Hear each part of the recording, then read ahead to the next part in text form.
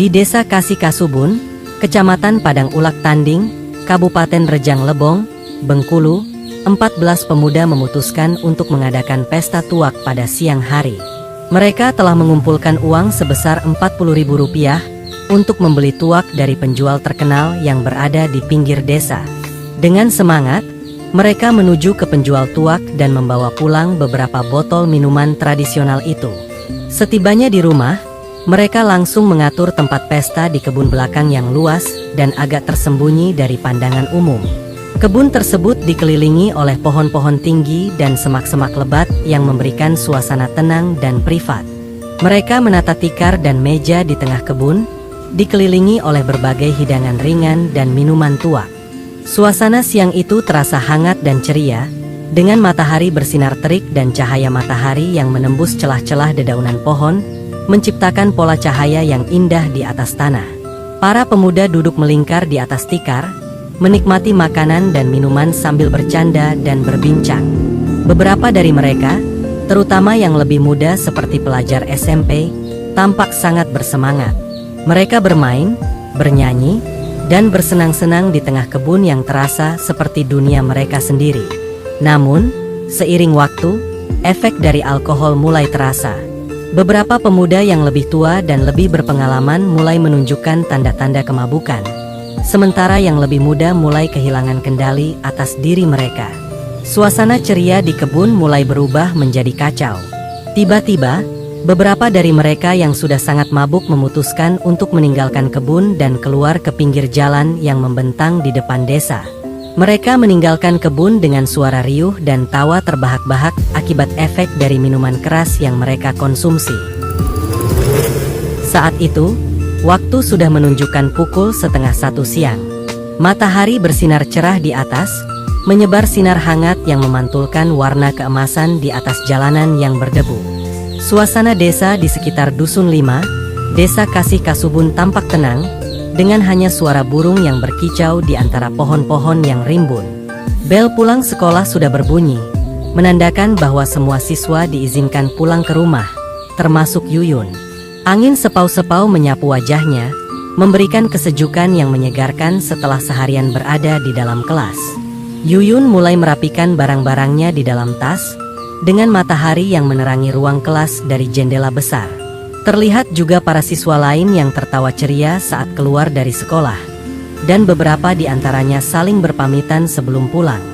Meskipun jarak dari sekolah ke rumahnya tidak begitu jauh, sekolahnya berada di Dusun 5, Desa Kasih-Kasubun, sementara rumahnya di Dusun 4, Yuyun sudah terbiasa berjalan kaki, bahkan sejak SD. Namun, pada hari itu, Yuyun tidak pulang ke rumah seperti biasanya. Biasanya, kembarannya yang bernama Yayan selalu pulang bersama Yuyun. Namun, mungkin kali ini Yayan memiliki rencana lain dan memilih bermain terlebih dahulu daripada pulang bersama Yuyun. Dengan langkah kaki yang mantap dan suasana cerah di sekelilingnya, Yuyun memulai perjalanan pulangnya, tanpa menyadari bahwa hari ini mungkin akan menghadirkan hal-hal yang tak terduga. Setelah siap untuk pulang, Yuyun melangkah keluar dari gerbang sekolah. Masih mengenakan seragam pramuka yang bersih dan rapi, ia membawa alas meja serta bendera yang harus dicuci untuk persiapan upacara pada hari Senin berikutnya di sekolah. Hari itu adalah hari Sabtu, dan Yuyun memiliki waktu 1 hari untuk menjemur bendera setelah dicuci. Kebetulan, dia yang sedang bertugas untuk mencuci bendera tersebut. Matahari bersinar terik di langit biru, menyinari jalan yang dilalui Yuyun sehari-hari. Jalanan yang kecil dan sempit hanya cukup untuk 1 mobil, dengan sisi kanan dan kirinya yang menurun tajam ke jurang yang berbahaya. Yuyun telah terbiasa dengan rutenya. Jalur setapak yang harus dilalui selanjutnya dikelilingi oleh hutan yang lebat, dengan pepohonan yang berdiri kokoh dan dedaunan yang bergetar lembut terkena angin siang. Meskipun pemandangan di sekelilingnya mungkin sedikit menakutkan bagi orang lain, bagi Yuyun, itu adalah bagian dari rutinitas sehari-hari. Dengan langkah mantap, Yuyun terus melangkah pulang, merasa nyaman dengan kenangan-kenangan yang menyertai jalannya setiap hari. Pada awalnya, perjalanan Yuyun berjalan seperti biasa tanpa ada kejadian apapun. Namun, saat ia memasuki kebun karet yang berada di tengah jalur setapak, Yuyun tiba-tiba menghentikan langkahnya. Dari kejauhan, ia melihat sekelompok pemuda yang tampak sedang mabuk. Mereka duduk di tepi jalan, berbicara dengan suara keras dan sesekali tertawa keras. Botol-botol minuman tergeletak di sekitar mereka, dan tampaknya mereka tidak sadar atau tidak peduli dengan kehadiran orang lain di sekeliling mereka. Yuyun merasa ketakutan melihat pemandangan tersebut. Tangan dan kakinya terasa dingin, dan jantungnya berdegup kencang. Namun, ia segera menyadari bahwa jika ia membalikkan arah dan mencari jalur lain, kemungkinan besar ia akan terlambat sampai rumah.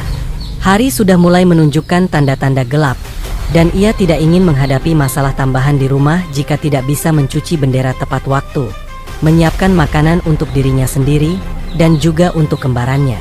Dengan tekad yang kuat, Yuyun memutuskan untuk terus berjalan meskipun perasaannya cemas. Ia berusaha untuk tidak menarik perhatian pemuda-pemuda tersebut, berharap mereka tidak akan mengganggu atau memperhatikannya.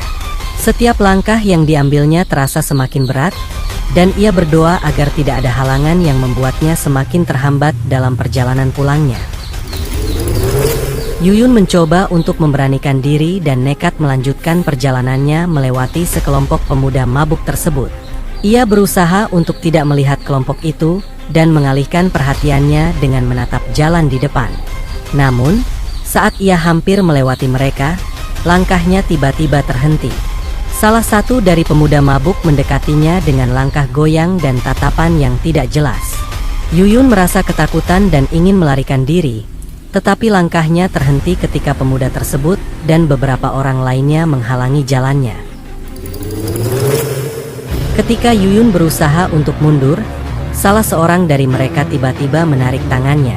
Yuyun berusaha melawan dengan menendang dan mendorong, namun tindakan tersebut justru menarik perhatian lebih dari kelompok tersebut. Beberapa pemuda lainnya ikut campur, merasa tertantang oleh perlawanan Yuyun. Dalam kekacauan itu, Yuyun merasa semakin terdesak. Ia mencoba menghindar dan mencari jalan keluar, tetapi situasinya semakin memburuk dengan setiap detik yang berlalu. Dengan mata yang penuh kecemasan, ia berjuang sekuat tenaga, berharap ada seseorang yang lewat atau situasi ini segera membaik.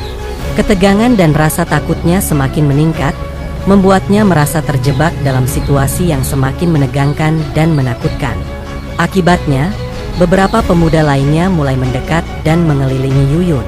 Mereka yang merasa tersinggung dengan penolakannya tiba-tiba membekap mulut Yuyun dari belakang, membuatnya tidak bisa berteriak. Yuyun berjuang keras, mencoba melepaskan diri dan berteriak, tetapi beberapa pemuda lainnya menahannya, mengekang gerakannya dengan kuat.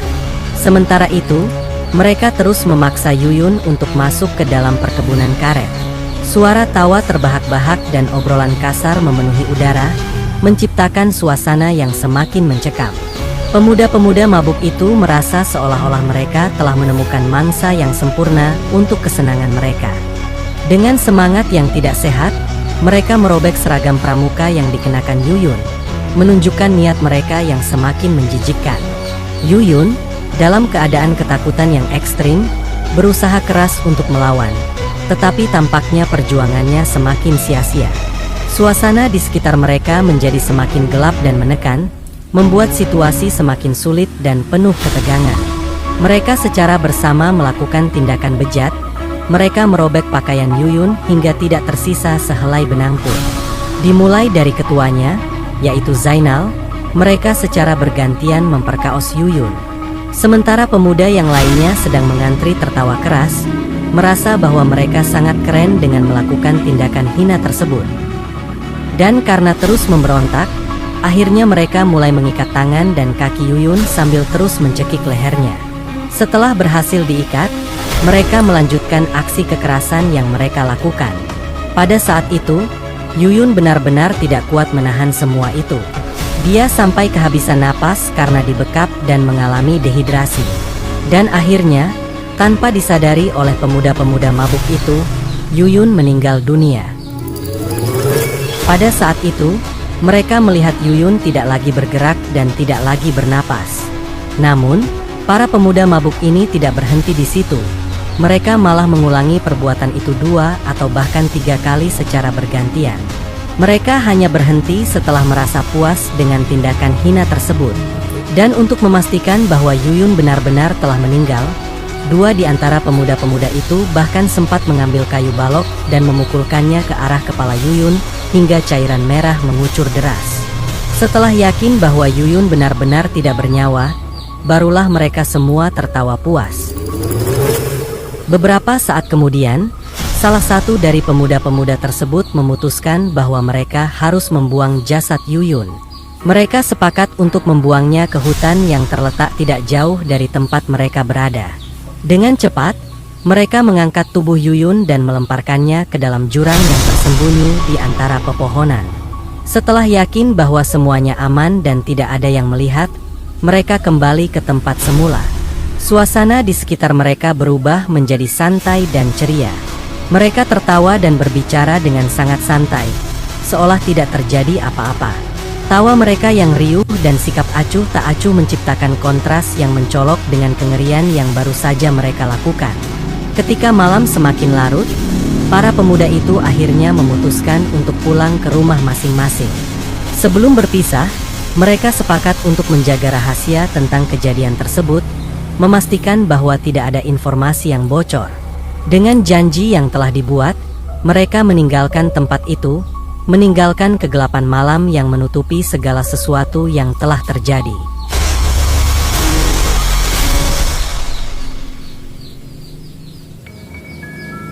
Setelah peristiwa mengerikan tersebut, kegelapan malam menjadi saksi bisu dari tindakan brutal sekelompok pemuda yang telah mengabaikan kemanusiaan mereka.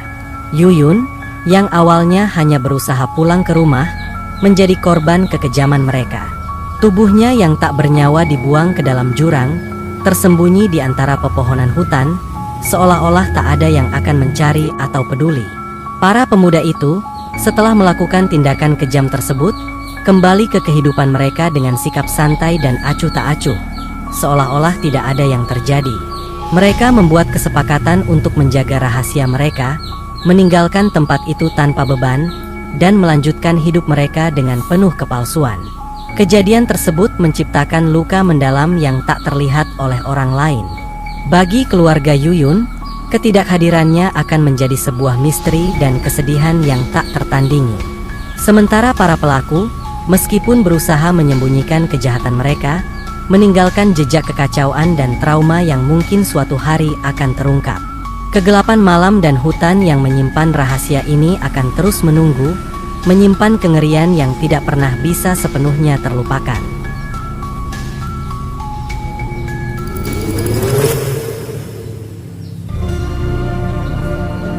Kasus ini sebenarnya sudah lama terjadi, yaitu sekitar tahun 2016. Pada waktu itu, masyarakat sempat digegerkan dengan berita penemuan jasad seorang remaja yang setelah diselidiki ternyata merupakan korban dari tindakan ruda paksa oleh 14 orang pria. Kasus ini menjadi salah satu kasus yang paling mengejutkan dan tidak biasa bagi masyarakat Indonesia. Yuyun, nama korban dalam kasus ini, adalah seorang remaja yang hidup bersama keluarga. Ia adalah anak dari pasangan suami istri, Yana yang berusia 40 tahun dan Yakin yang berusia 45 tahun. Yuyun memiliki saudara kembar laki-laki bernama Yayan. Kehidupan Yuyun yang seharusnya penuh dengan harapan dan kebahagiaan harus berakhir tragis akibat tindakan kejam yang dilakukan oleh sekelompok pria tersebut. Penyelidikan yang dilakukan mengungkapkan bahwa Yuyun menjadi korban dari kekerasan yang tidak hanya mencemari martabatnya, tetapi juga meninggalkan dampak yang mendalam pada keluarganya. Kasus ini menyita perhatian publik dan menjadi bahan pembicaraan di berbagai media, terutama mengenai bagaimana tindakan kejam seperti itu bisa terjadi dan bagaimana keadilan dapat ditegakkan. Mereka hidup di sebuah rumah sederhana di sebuah daerah pemukiman warga kurang mampu, yang juga memiliki tingkat kejahatan yang cukup tinggi. Kehangatan dalam keluarga mereka sangat terasa, menciptakan harmoni meskipun berada dalam kondisi ekonomi yang sangat pas-pasan. Daerah tempat tinggal keluarga Yuyun merupakan salah satu dari 4 daerah yang mewakili tingkat kemiskinan di wilayah Bengkulu. Daerah tersebut bisa dibilang sebagai daerah yang tertinggal. Orang tua Yuyun, Yana dan Yakin bekerja sebagai petani sayuran di lahan kebun mereka sendiri. Lokasi kebun tersebut cukup jauh dari rumah mereka, sekitar 25 km. Karena jarak yang jauh dan tidak memiliki kendaraan untuk bolak-balik dari rumah ke kebun, mereka tinggal di kebun dengan membangun sebuah gubuk sederhana. Orang tua Yuyun hanya pulang sekali atau 2 kali dalam seminggu ke rumah mereka. Yuyun dan saudara kembarnya, Yayan, tinggal di rumah tanpa pengawasan langsung dari orang tua mereka selama sebagian besar waktu. Mereka tumbuh dalam lingkungan yang penuh dengan tantangan, tetapi tetap saling mendukung dan menjaga satu sama lain. Kehidupan sehari-hari mereka diwarnai dengan usaha keras dan ketabahan menghadapi kesulitan ekonomi serta lingkungan yang kurang kondusif.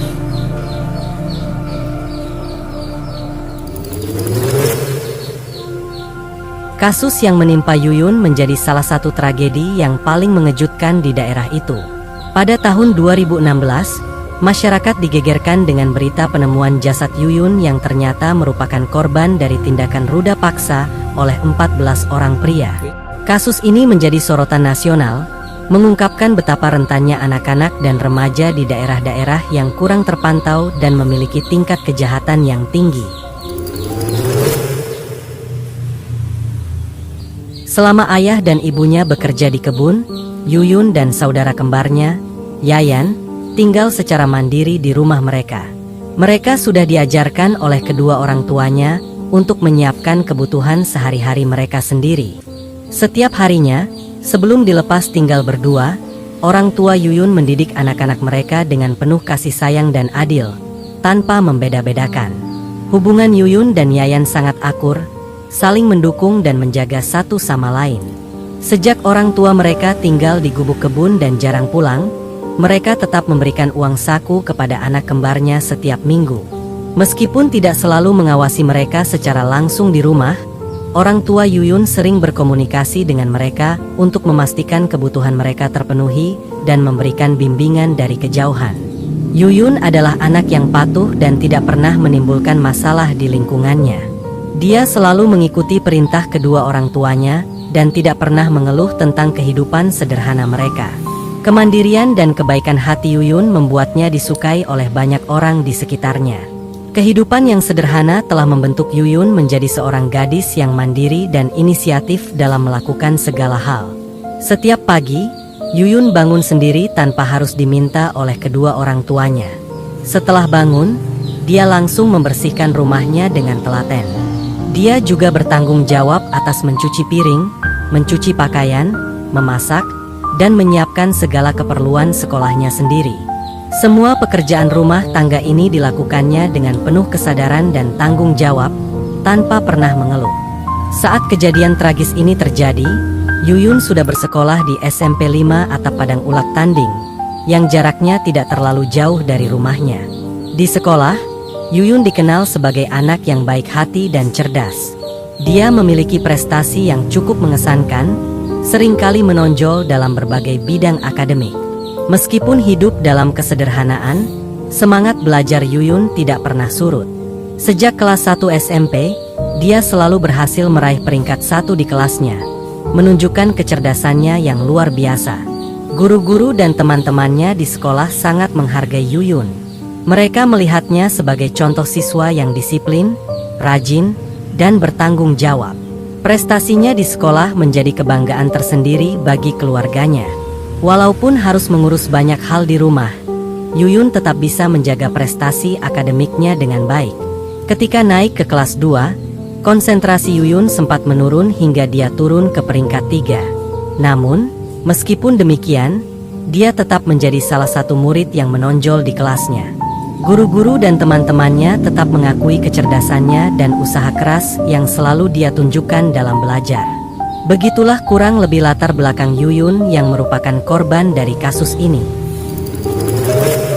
Di sisi lain, seperti yang aku katakan sebelumnya, mayoritas orang yang tinggal di tempat Yuyun tinggal adalah warga miskin yang mana lingkungannya itu sangat dekat dengan tindakan kejahatan. Mayoritas pemuda di daerah tempat Yuyun tinggal hanya memiliki tingkat pendidikan dasar dan banyak di antara mereka yang tidak melanjutkan ke jenjang pendidikan yang lebih tinggi. Alasan mereka putus sekolah tidak hanya terbatas pada tekanan ekonomi, tetapi juga dipengaruhi oleh kompleksitas masalah lingkungan tempat mereka tinggal. Lingkungan di daerah Rejang Lebong dianggap sebagai lingkungan yang sangat kompleks dengan berbagai masalah yang sulit dijelaskan secara singkat untuk memberi gambaran tentang kondisi sosial yang buruk di sana. Banyak pemuda yang terjerumus ke dalam pergaulan bebas, penggunaan narkoba, dan tindak kriminal lainnya. Tekanan ekonomi yang tinggi, minimnya lapangan pekerjaan, serta kurangnya akses pendidikan dan fasilitas umum menjadi penyebab utama dari berbagai masalah tersebut. Keluarga Yuyun, meskipun hidup dalam kesederhanaan, selalu berusaha untuk menjaga keharmonisan dan nilai-nilai moral dalam keluarga. Namun, kondisi lingkungan yang tidak kondusif membuat mereka harus berjuang ekstra keras untuk melindungi anak-anak mereka dari pengaruh negatif. Dalam lingkungan yang penuh dengan ketidakpastian dan berbagai ancaman, keluarga-keluarga seperti Yuyun harus berusaha keras untuk mempertahankan nilai-nilai positif dan melindungi anak-anak mereka. Sayangnya, usaha keras ini tidak selalu berhasil, dan seringkali anak-anak menjadi korban dari berbagai bentuk kekerasan dan kejahatan. Kisah Yuyun adalah salah satu dari banyak cerita yang menggambarkan betapa pentingnya perhatian dan tindakan nyata untuk memperbaiki kondisi sosial dan melindungi anak-anak dari segala bentuk ancaman. Daerah tersebut sering dijadikan tempat yang nyaman bagi pelaku kriminal untuk bersembunyi. Wilayah tersebut menjadi tempat yang paling ideal bagi mereka yang berkelian setelah melakukan tindakan kejahatan karena memang lokasi itu sangat jauh dari akses kota dan lebih sulit dipantau oleh penegak hukum. Selain itu, daerah tersebut juga dikenal sebagai tempat yang bebas dalam perdagangan dan konsumsi tuak. Tuak adalah minuman tradisional yang beralkohol.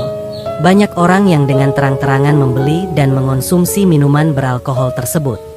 Fenomena ini dipengaruhi oleh tingginya jumlah pengangguran di daerah tersebut. Banyak sekali pria muda-mudi yang tidak memiliki pekerjaan berkumpul dan minum minuman keras.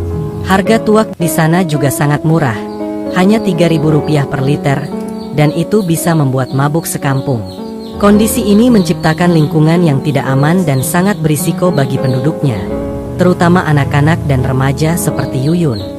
Kehidupan di daerah ini memang penuh dengan tantangan, baik dari segi ekonomi, sosial, maupun keamanan. Masyarakat di sana juga membiarkan perdagangan tuak karena merupakan salah satu sumber penghasilan selain dari berkebun. Di samping itu, anak-anak yang masih sekolah di daerah tersebut sudah terbiasa dengan lingkungan minuman keras dan banyak orang tua yang membiarkan anak-anaknya yang masih di bawah umur mengonsumsi minuman tersebut. Keadaan ini memperburuk situasi sosial di daerah tersebut, dengan semakin banyak anak-anak yang terjerumus dalam perilaku yang merusak. Akibatnya, perhatian terhadap pendidikan dan perkembangan anak-anak menjadi terabaikan. Sampai akhirnya terjadilah tragedi yang menimpa Yuyun seperti yang ada di awal video ini.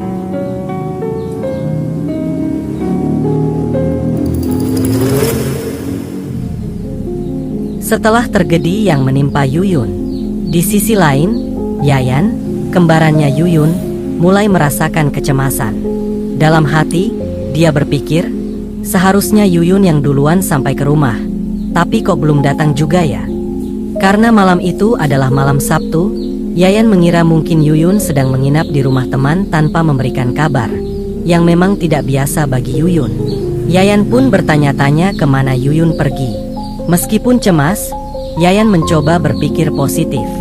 Dia berharap bahwa Yuyun mungkin saja sedang menginap di rumah teman dan tidak sempat menghubungi untuk memberitahukan.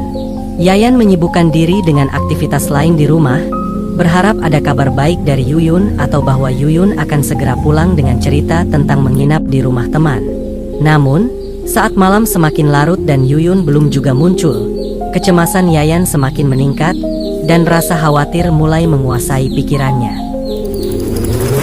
Keesokan harinya, Yuyun masih juga tidak ada kabar. Karena merasa ada yang tidak beres, Yayan mencoba menghubungi beberapa temannya untuk menanyakan keberadaan Yuyun. Sayangnya, tidak ada satupun yang tahu di mana Yuyun berada. Merasa kebingungan dan khawatir sendirian, Yayan akhirnya memutuskan untuk memberitahukan kedua orang tua mereka. Dengan cemas, Yayan menghubungi orang tua mereka yang sedang bekerja di kebun. Dia berkata, "Bu, Yah, Yuyun belum pulang sejak kemarin. Aku khawatir. Aku sudah tanya ke teman-temannya, tapi tidak ada yang tahu dia kemana." Orang tua Yayan, yang sedang jauh dari rumah, segera merasa terkejut dan khawatir mendengar kabar tersebut. Mereka segera memutuskan untuk pulang ke rumah untuk mencari Yuyun dan melaporkan ke pihak berwajib mengenai hilangnya putri mereka. Sementara itu, Yayan melanjutkan pencarian di sekitar rumah dan lingkungan, berharap untuk menemukan jejak atau kabar tentang keberadaan Yuyun. Kecemasan yang dirasakan oleh Yayan dan orang tua mereka meningkat seiring berjalannya waktu tanpa adanya kabar tentang Yuyun. Orang tua Yayan dan Yuyun merasa ada yang tidak beres karena hal ini tidak biasa bagi Yuyun. Kecemasan mereka meningkat saat mengetahui bahwa Yuyun belum pulang dan tidak ada kabar darinya. Mereka segera meninggalkan kebun dan pulang ke rumah dengan cepat untuk mencari tahu apa yang sebenarnya terjadi pada anak perempuan mereka. Sesampainya di rumah, mereka mulai melakukan pencarian dengan melibatkan warga sekitar dan menghubungi pihak berwajib. Setiap sudut rumah dan lingkungan diperiksa dengan cermat, sementara mereka juga memeriksa kemungkinan keberadaan Yuyun di tempat-tempat yang biasa ia kunjungi. Mereka mulai dengan menanyakan kepada teman-teman sekolah Yuyun, menghubungi guru-guru di sekolah, dan beberapa orang yang sering bermain dengan Yuyun. Namun, tidak ada satupun yang mengetahui keberadaan Yuyun. Orang tua Yuyun juga melibatkan warga sekitar dalam pencarian. Mereka membagikan informasi tentang hilangnya Yuyun dan meminta bantuan dari tetangga serta anggota masyarakat untuk mencari jejak atau informasi tentang putri mereka. Pencarian dilakukan secara menyeluruh di sekitar lingkungan rumah, kebun, dan jalur-jalur yang biasa dilalui Yuyun. Meskipun upaya keras dilakukan oleh keluarga dan warga, tidak ada petunjuk yang signifikan mengenai keberadaan Yuyun. Kekhawatiran mereka semakin mendalam seiring berjalannya waktu tanpa adanya berita tentang Yuyun. Dan pencarian pun semakin intensif dilakukan dengan bantuan pihak berwajib. Namun, seperti biasa, para pelaku yang sebenarnya masih berada di lokasi yang sama dengan Yuyun saat itu pura-pura ikut mencari. Beberapa pemuda yang tahu bahwa warga sedang mencari Yuyun kembali ke hutan atau jurang tempat mereka membuang jasad Yuyun. Di sana, mereka dengan cermat menutupi tubuh Yuyun dengan daun pakis-pakisan dan ranting untuk menghindari penemuan. Para pelaku berusaha memastikan bahwa jejak mereka tidak terlihat dan bahwa keberadaan tubuh Yuyun tetap tersembunyi dari pencarian warga dan pihak berwajib. Sementara itu, orang tua Yuyun dan warga setempat terus berusaha keras dalam pencarian, tidak menyadari bahwa para pelaku yang sama juga ikut berpura-pura terlibat dalam pencarian tersebut. Pencarian yang dilakukan dengan intensitas tinggi tidak membuahkan hasil, sementara para pelaku terus menghindar dari perhatian dan menjaga lokasi pembuangan jasad Yuyun tetap tersembunyi. Pada tanggal 3 April, meskipun kedua orang tua Yuyun dan warga telah melakukan pencarian dengan sangat ekstra, mereka tidak berhasil menemukan Yuyun sama sekali. Kegagalan pencarian tersebut menambah kekhawatiran mereka bahwa mungkin terjadi sesuatu yang buruk pada Yuyun. Pada malam harinya, sebagai bentuk harapan dan doa, mereka mengadakan yasinan, sebuah doa bersama, untuk memohon agar Yuyun segera ditemukan dan kembali ke rumah dengan selamat. Seluruh keluarga, teman, dan warga berkumpul untuk mendoakan keselamatan Yuyun dan meminta petunjuk agar pencarian mereka membuahkan hasil. Namun, meskipun sudah melakukan yasinan dan doa, mereka tetap tidak menyerah. Pencarian terus dilanjutkan dengan harapan bahwa Yuyun akan segera ditemukan. Setiap hari, usaha untuk mencari jejak atau petunjuk keberadaan Yuyun dilakukan tanpa henti. Hingga tanggal 4 April 2016, keluarga Yuyun dan warga terus melakukan pencarian tanpa lelah. Semua orang yang ikut mencari menyisir seluruh area kebun, termasuk parit dan tebing, namun belum menemukan jejak Yuyun. Tidak lama kemudian, seorang warga berusia 45 tahun menemukan sesuatu di bawah tumpukan daun pakis-pakisan. Awalnya, dia tersandung dan, setelah memastikan apa yang menyebabkan dia tersandung, matanya langsung terbelalak kaget. Dia melihat jasad seorang perempuan yang hampir tanpa busana. Posisinya telungkup, dengan tangan terikat, dan wajahnya penuh lebam. Warga bernama Da ini langsung berteriak keras, "Itu Yuyun! Mayatnya sudah meninggal di sini." Penemuan tersebut mengguncangkan seluruh warga kampung. Ibunya yang mendengar teriakan tersebut langsung berteriak histeris, sementara ayahnya, yang masih tidak percaya dengan kejadian tersebut, hanya menatap kosong karena mengalami shock. Mereka bersama warga lain segera mendekati area penemuan dan, benar saja, jasad yang ditemukan adalah anak mereka, Yuyun. Kejadian ini membuat suasana semakin penuh kesedihan dan kepanikan di kampung tersebut. Salah satu warga segera melaporkan kejadian ini kepada pihak kepolisian. Setelah menerima laporan, pihak kepolisian segera melakukan evakuasi korban dan mengamankan tubuh Yuyun untuk dilakukan otopsi. Proses otopsi dilakukan untuk mengetahui penyebab kematian dan mengumpulkan bukti-bukti yang diperlukan untuk menyelidiki kasus ini lebih lanjut. Sementara menunggu hasil otopsi, polisi juga mengumpulkan beberapa barang bukti dan mencari saksi di sekitar lokasi kejadian. Mereka melakukan penyelidikan menyeluruh, termasuk bertanya kepada para pemilik warung terdekat dan warga sekitar untuk mendapatkan informasi yang bisa membantu mengungkap pelaku. Pada tanggal 8 April 2016, hasil otopsi dan sidik jari membantu polisi menemukan beberapa pelaku yang terdeteksi dari bukti yang ada. Ada 3 nama pelaku yang teridentifikasi sebagai pelaku kejadian tersebut. Dengan informasi yang diperoleh, pihak kepolisian segera melakukan operasi penangkapan terhadap ketiga tersangka. Mereka bekerja cepat untuk menangkap pelaku dan membawa mereka ke pihak berwajib untuk proses hukum lebih lanjut. Yang pertama ditangkap adalah Dedi, diikuti oleh Tommy, dan seorang lagi yang masih di bawah umur dengan inisial Da. Ketiga tersangka langsung dimintai keterangan saat penangkapan. Dalam pengembangan kasus, ketiga tersangka tidak bisa mengelak dari tekanan dan pertanyaan polisi. Mereka akhirnya mengakui perbuatan mereka dan bahkan mengungkapkan nama-nama pelaku lainnya yang terlibat. Dari pengakuan tersebut, operasi penangkapan diperluas untuk mencari sisa sekitar 11 pelaku lainnya. Sementara itu, ke-11 pelaku yang mengetahui bahwa 3 dari mereka telah ditangkap mencoba melarikan diri. Salah seorang dari mereka yang paling muda, berinisial JF, melarikan diri ke dalam hutan di kawasan Taman Nasional Lombok. Dia hanya membawa beberapa keperluan dan berhasil bertahan selama 1,5 bulan di dalam hutan dengan memakan apapun yang dapat ditemukan. Sementara itu, teman-teman pelaku lainnya berhasil diamankan oleh pihak kepolisian. JF yang masih bersembunyi di hutan akhirnya merasa lelah, capek, dan mulai putus asa. Dia kemudian memilih untuk menyerahkan diri kepada pihak kepolisian. Dengan penyerahan diri JF, seluruh 14 tersangka akhirnya berhasil diamankan oleh pihak kepolisian. Dari ke-14 tersangka tersebut, 7 orang dinyatakan bersalah dan dijatuhi hukuman sesuai dengan perbuatan mereka. Dalam proses persidangan yang dipimpin oleh Henie Farida, majelis hakim menjatuhkan vonis hukuman mati kepada Zainal, yang dianggap sebagai otak dari kejahatan tersebut. Sedangkan 4 orang lainnya, Sukat, Faisal, Bobby, dan Dedi, dijatuhkan vonis 20 tahun penjara serta denda sebesar 2 miliar rupiah. Seorang pelaku yang masih berusia 13 tahun dijatuhi vonis 10 tahun penjara dan diberikan pelatihan kerja selama 6 bulan. Yang mengejutkan setelah kejadian dan vonis dijatuhkan adalah reaksi keluarga pelaku.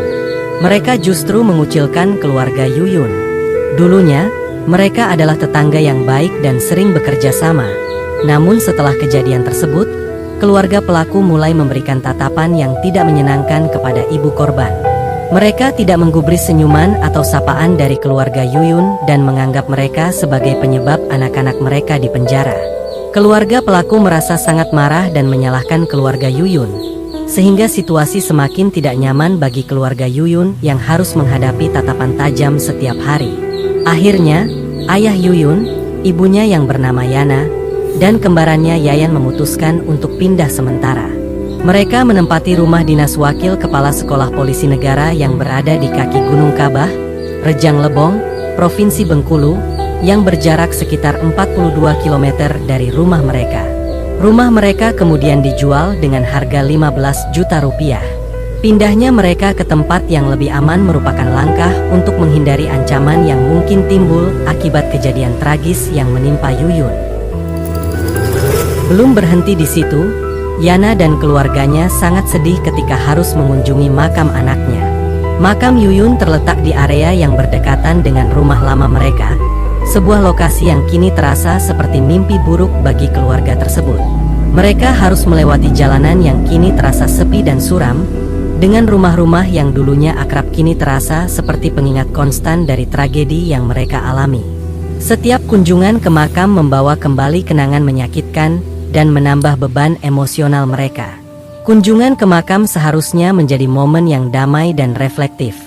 Tetapi suasana di sekitar makam sangat berbeda.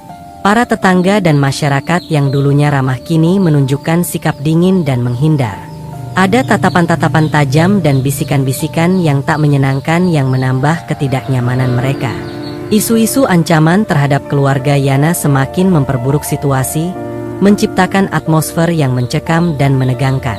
Terasa sekali perbedaan antara ketenangan yang mereka cari dan ketidaknyamanan yang mereka hadapi setiap kali melangkah ke area yang dulunya penuh kenangan indah. Ketegangan semakin memuncak ketika mereka merasa terasing dari lingkungan mereka.